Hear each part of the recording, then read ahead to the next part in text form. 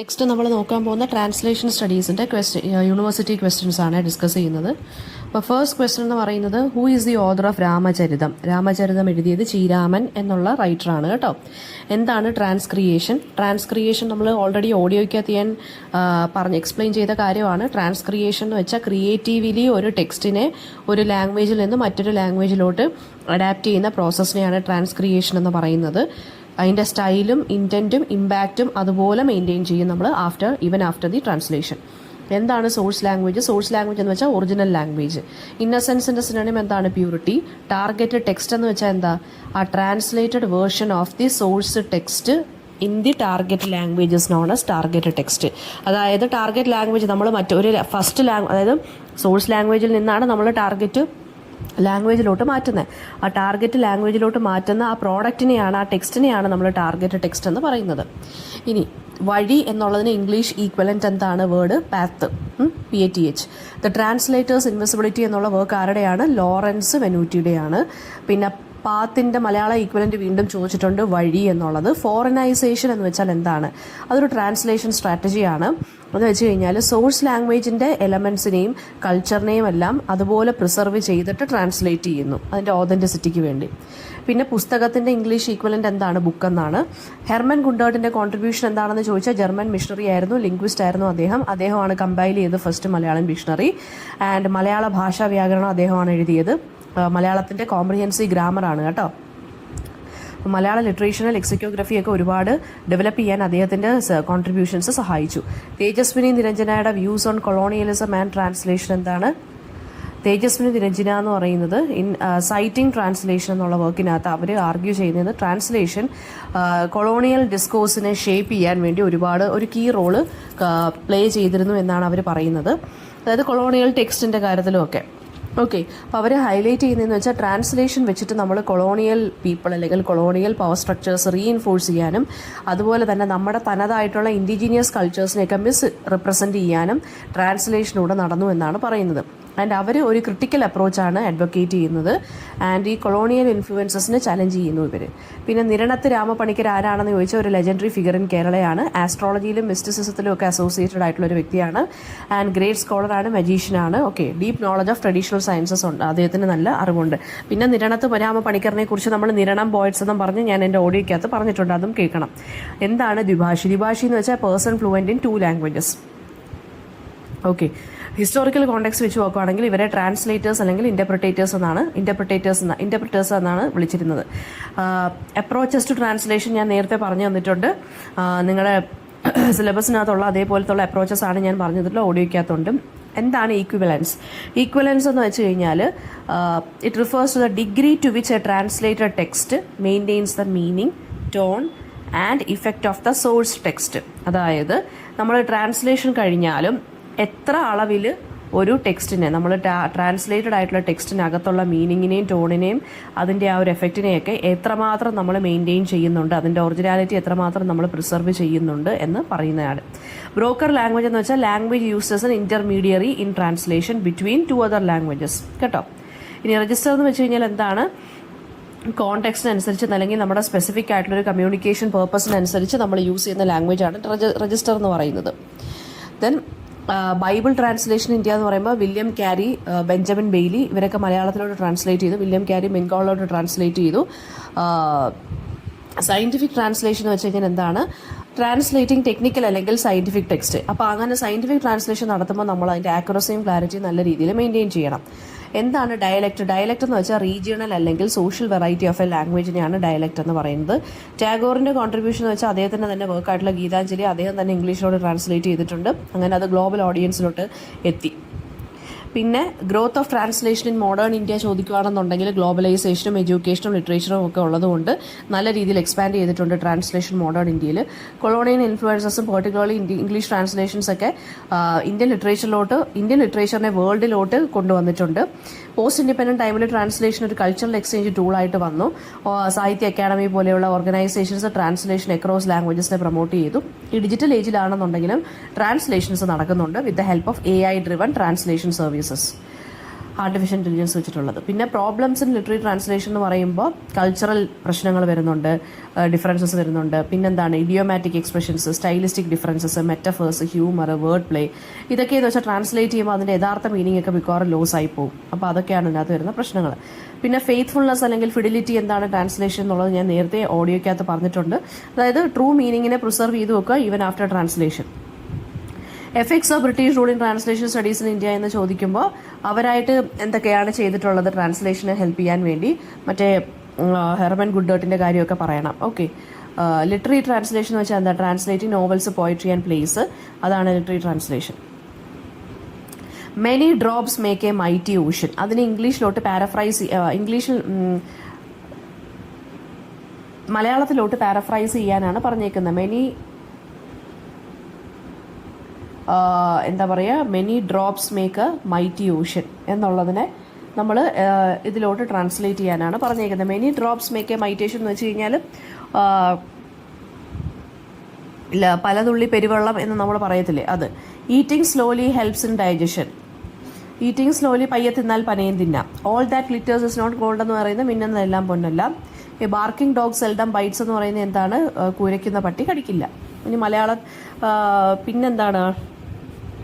ചാടാൻ മുമ്പ് നോക്കുക എന്നുള്ളത്, അതായത് സിറ്റ് ബിഫോർ യു ലീപ്പ്. ചായക്കപ്പ് നിറച്ചുണ്ടാക്കിയ കൊടുങ്കാറ്റ് എന്ന് വെച്ച് കഴിഞ്ഞാൽ ഇതാണ് storm in a tea cup. വളരെ കൃത്യമായി പറയുക, ഒന്നും തിരിഞ്ഞ് വിട്ടു പോകരുത്. വളരെ കൃത്യമായി പറയുക എന്ന് വെച്ചാൽ hit the nail on the head എന്നാണ്.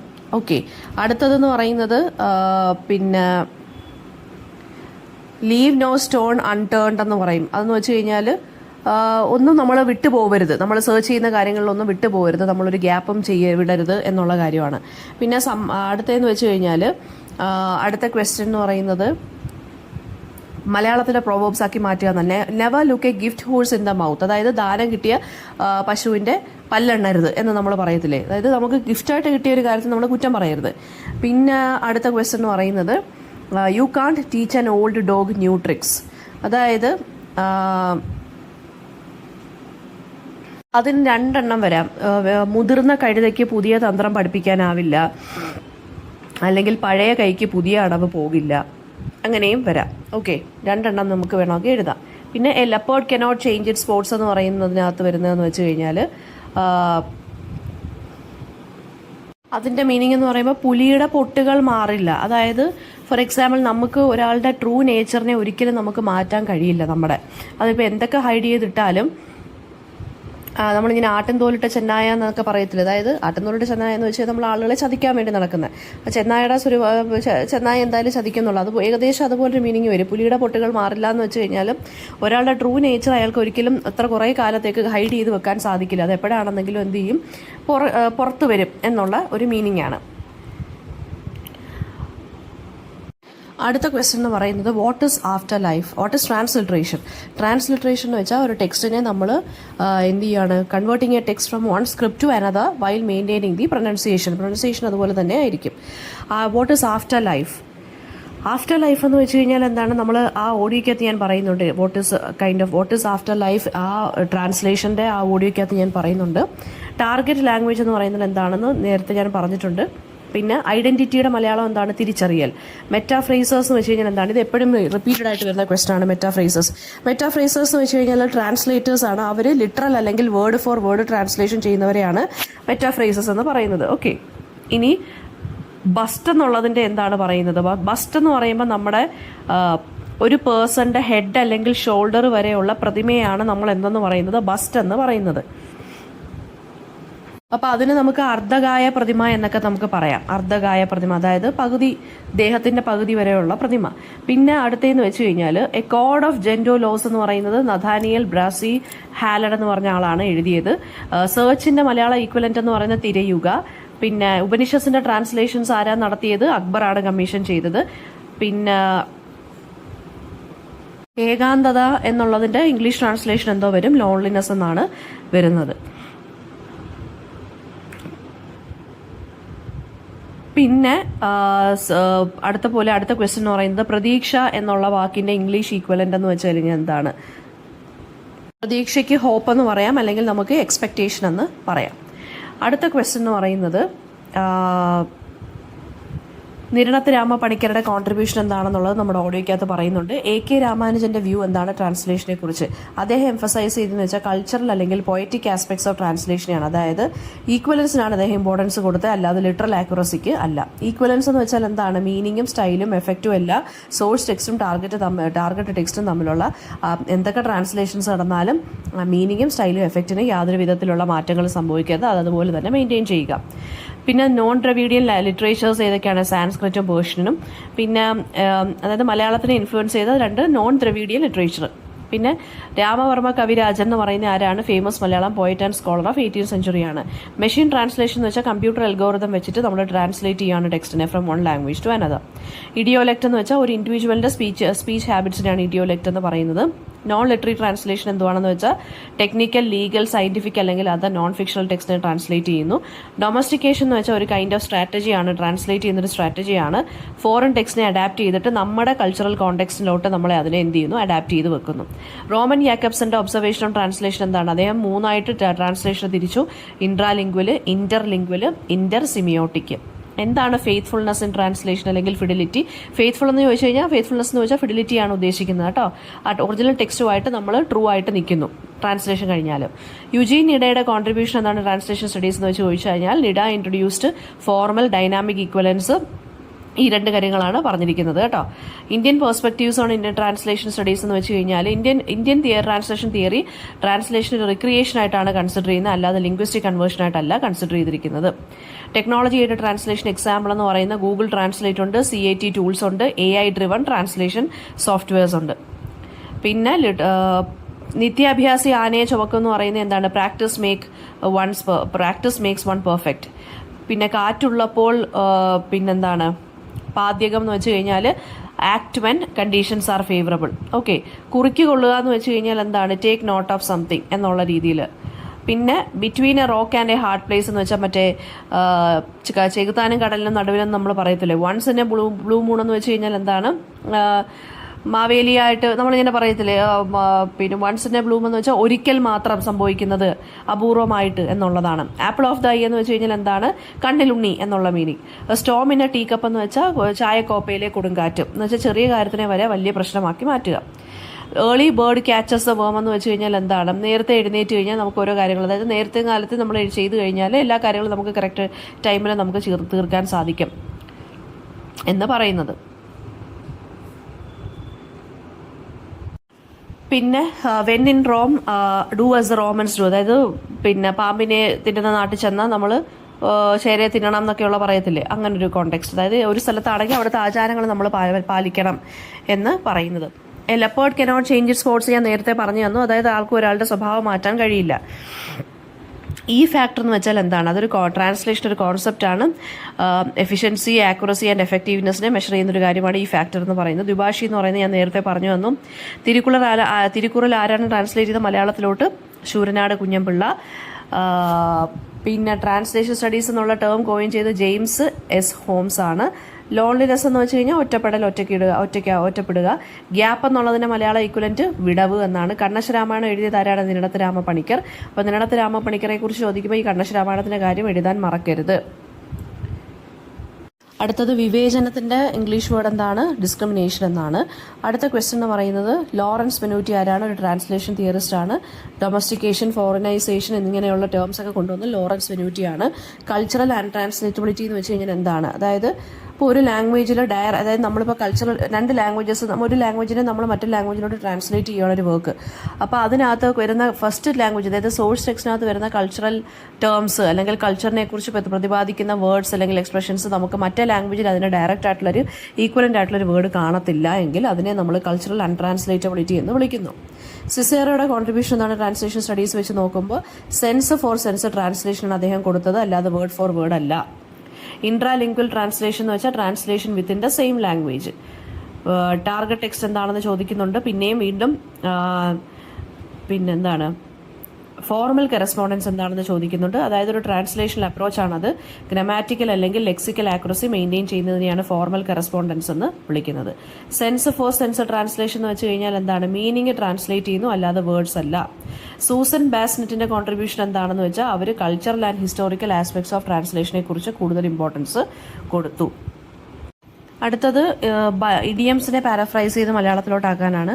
Byte off more than you can chew എന്ന് വെച്ച് കഴിഞ്ഞാൽ കഴിക്കാവുന്നതിലും കൂടുതലായി കടിക്കരുത് എന്ന് വെച്ച് കഴിഞ്ഞാൽ മീനിങ് എന്താണ്? ശേഷിക്ക് മുമ്പേ വലിയ ചുമതലകൾ ഏറ്റെടുക്കരുത്, നമ്മളെ കൊണ്ട് പറ്റുന്നത് ഏറ്റെടുക്കാവൂ എന്നുള്ളത്.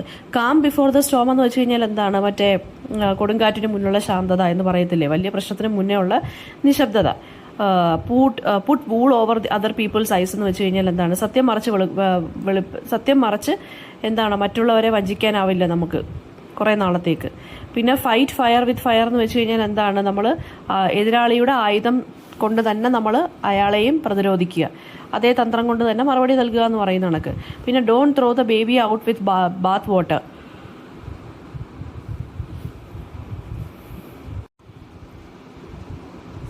എന്ന് വെച്ചാൽ പ്രധാനപ്പെട്ടത് നഷ്ടപ്പെടാതെ നമ്മൾ സൂക്ഷിക്കണം എന്നുള്ള രീതിയിൽ. One man's trash is another man's treasure എന്ന് പറയുന്നത് അതായത് ഒരാൾ വില കുറച്ച് കാണുന്നത് മറ്റൊരാൾക്ക് അമൂല്യമായിരിക്കും. Good things come to those who wait, അതായത് ക്ഷമയുള്ളവർക്ക് നല്ലതുണ്ടാവുന്നു. The fruit does not fall from the tree എന്ന് വെച്ചാൽ എന്താണ്? എന്ന് വെച്ചാൽ the fruit does not fall far from the tree എന്ന് വെച്ച് കഴിഞ്ഞാൽ കറക്റ്റ് ഇതായിട്ട് വരുവാണെങ്കിൽ മാവിൽ നിന്ന് ചക്ക തടച്ചിട്ടില്ല എന്ന് പറയത്തില്ല നമ്മൾ. അതായത് ഒരു മരത്തിൽ നിന്നുള്ള കായാണെങ്കിൽ അതിൻ്റെ തൊട്ടടുത്ത് തന്നെയായിരിക്കും അത് വീഴുന്നില്ല, ദൂരോട്ട് മാറി വീഴത്തില്ല എന്നുള്ള രീതിയിൽ. അതായത് ഇപ്പം മകനും അച്ഛനും ഒക്കെ ആണെന്നുണ്ടെങ്കിൽ മകൻ അച്ഛനെ പോലെ, ഒരാൾ മറ്റൊരാളെ പോലെയാണ്, എന്തായാലും അവൻ്റെ അമ്മയുടെ സ്വഭാവമാണ് അല്ലെങ്കിൽ അച്ഛൻ്റെ സ്വഭാവമാണെന്ന് നമ്മൾ പറയത്തില്ലേ, അതുപോലെ ഉള്ളൂ. എന്ന് വെച്ചാൽ മത്തം കുത്തിയാൽ കുമ്പളം മുളയ്ക്കുമോ എന്ന് നമ്മൾ പറയത്തില്ലേ, അതുപോലെ. പിന്നെ വേറൊരു ക്വസ്റ്റ്യൻ അത് ചോദിച്ചിട്ടുള്ളതെന്ന് വെച്ച് കഴിഞ്ഞാൽ മടിയൻ്റെ മനസ്സ് പിശാചിൻ്റെ പണിപ്പുരയാണ്. അതായത് an idle man's mind is A devils workshop എന്ന് പറയുന്നത്. അതായത് നമ്മൾ വെറുതെ ഇരിക്കുമ്പോഴാണ് നമുക്ക് ആവശ്യമില്ലാത്ത അൺവാണ്ടഡ് തോട്ട്സും കാര്യങ്ങളും ഒക്കെ വരുന്നതെന്നുള്ളത്. നിത്യാഭ്യാസി ആനയെ എടുക്കുമെന്ന് വെച്ച് കഴിഞ്ഞാൽ എന്താണ്? ഒരു കാര്യം നമ്മൾ റെഗുലറായിട്ട് പ്രാക്ടീസ് ചെയ്ത് കഴിഞ്ഞാൽ നമുക്കത് ഈസി ആയിട്ട് ചെയ്യാം. അപ്പോൾ one who regularly practices can lift an elephant എന്നാണ് വരുന്നത്. പിന്നെ മൗനം വിദ്വാന് ഭൂഷണം എന്നുള്ളതിൻ്റെ മീനിങ് എന്ന് വെച്ച് കഴിഞ്ഞാൽ it is better for a wise to remain silent while in the company of fools. അതായത് വൈസ് മാനുമായിട്ട് നമ്മൾ ഇരിക്കുമ്പോൾ നമ്മൾ സൈലൻ്റ് ആയിട്ടിരിക്കും. അതായത് നമ്മൾ വയസ്സാണെന്നുണ്ടെങ്കിൽ നമ്മൾ അനാവശ്യമായിട്ടുള്ള കാര്യങ്ങൾക്കൊന്നും അഭിപ്രായം പറയാൻ നമ്മൾ വഴക്കുണ്ടാക്കുക, നമ്മൾ സൈലൻ്റ് ആയിട്ടിരിക്കും.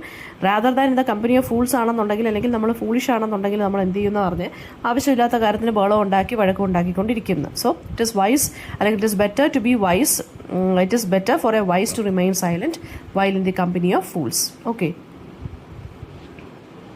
അടുത്ത ക്വസ്റ്റ്യൻ എന്ന് വെച്ച് കഴിഞ്ഞാൽ ഇന്നസെൻസിൻ്റെ മലയാളം എന്താണ്? ഇന്നസെൻസിൻ്റെ മലയാളം എന്ന് പറഞ്ഞത് പിന്നെ നിഷ്കളങ്കത എന്നാണ്. അടുത്തത് ലാളിത്യത്തിൻ്റെ ഇംഗ്ലീഷ് വേർഡ് എന്താണ്? സിംപ്ലിസിറ്റി എന്നാണ് ലാളിത്യം അതിൻ്റെ ഇംഗ്ലീഷ് വേർഡ്. അനിവാര്യത എന്നുള്ള മലയാളം വാക്കിൻ്റെ ഇംഗ്ലീഷ് വേർഡ് എന്താ പറയുക?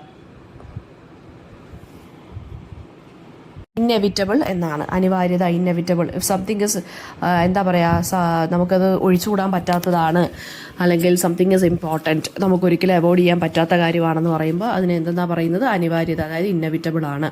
ഓക്കെ. പിന്നെ ക്വസ്റ്റ്യൻസ് വരുന്നത് ഹെർമൻ ഗുണ്ടോട്ടിൻ്റെ കോൺട്രിബ്യൂഷൻ ഇമ്പോർട്ടൻ്റ് ആണ്.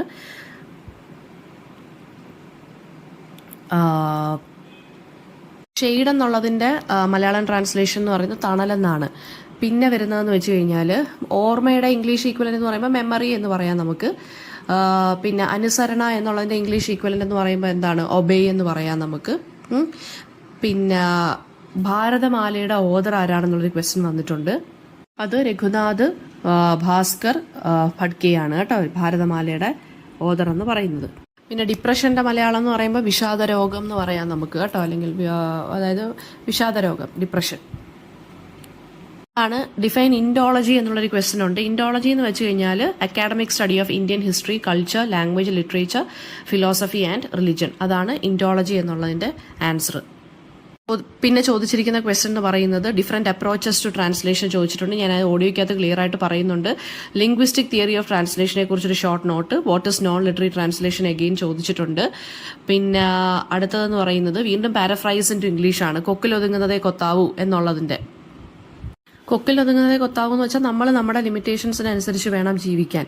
അതായത് one should act within their limits എന്നുള്ളതാണ് ഇതിനകത്ത് മീനിങ്. ഓക്കെ. കുരയ്ക്കുന്ന പട്ടി കടിക്കില്ല എന്ന് വെച്ചാൽ ബാർക്കിംഗ് ഡോഗ് സെൽഡം ബൈറ്റ്സ്. അതായത് ഒരുപാട് നോയ്സ് ഉണ്ടാക്കുന്ന ആളുകളായിരിക്കും ലീസ്റ്റ് ആയിട്ട് ആക്ട് ചെയ്യുന്നത്. കണ്ണിൽ പൊടിയിടുക എന്ന് വെച്ച് കഴിഞ്ഞാൽ ടു ഡിസീവ് അല്ലെങ്കിൽ മിസ്ലീഡ് സമ്മൺ, ചതിക്കുക എന്നൊക്കെയുള്ള പറയത്തില്ലേ. മത്തൻ കുത്തിയാൽ കുമ്പളം മുളയ്ക്കില്ല എന്ന് വെച്ച് കഴിഞ്ഞാൽ എന്താണ്? Wrong actions won't yield the right results. നമ്മൾ റോങ് ആയിട്ട് നമ്മൾ എന്ത് ആക്ഷൻ ചെയ്താൽ അതിനൊരു കറക്റ്റ് ആയിട്ടുള്ളൊരു റിസൾട്ട് നമുക്ക് കിട്ടണം എന്നില്ല. പിന്നെ മലയാളത്തിലോട്ട് പാരഫ്രൈസ് ചെയ്ത് സിറ്റ് ഓൺ ദ ഫെൻസ് എന്ന് വെച്ച് കഴിഞ്ഞാൽ എന്താണ്, ഇരുവശവും പിന്തുണയ്ക്കാതെ നിൽക്കുക എന്ന് പറയത്തില്ല, to sit on the fence, അതായത് ന്യൂട്രൽ ആയിട്ട് നിൽക്കുക, ഒരു സൈഡും എടുക്കാതെ. കിൽ 2 birds with 1 stone എന്ന് വെച്ചാൽ എന്താണ്, 2 ഗോൾസിനെ നമ്മളൊരു സിംഗിൾ എഫേർട്ട് കൊണ്ട് അച്ചീവ് ചെയ്യുക. അതായത് നമ്മൾ 2 വെടിക്ക് ഒരു വെടിക്ക് 2 പക്ഷി എന്ന് പറയത്തില്ലേ, അതുപോലെ. ആഡ് ഇൻസൾട്ട് ടു ഇഞ്ചുറി എന്ന് വെച്ചാൽ എന്താണ്, ഒരു ബാഡ് സിറ്റുവേഷനെ നമ്മൾ വീണ്ടും വേഴ്സ് ആക്കി മാറ്റുക. അതായത് മുറിവിന് വേല നമ്മൾ ഉപ്പ് തേച്ചതുപോലെ എന്ന് പറയും. ബ്ലെസ്സിങ് ഇൻ ഡിസ്ഗൈസ് എന്ന് വെച്ച് കഴിഞ്ഞാൽ എന്താണ്, ഊർവശി ശാപം ഉപകാരം എന്ന് പറയും. അതായത് പ്രത്യക്ഷത്തിൽ ഭയങ്കര നമുക്ക് ബാഡായിട്ട് ഇരിക്കുവാണെങ്കിലും പിന്നീട് അത് turns out B A blessing അല്ലെങ്കിൽ ഗുഡായിട്ട് മാറുന്നു.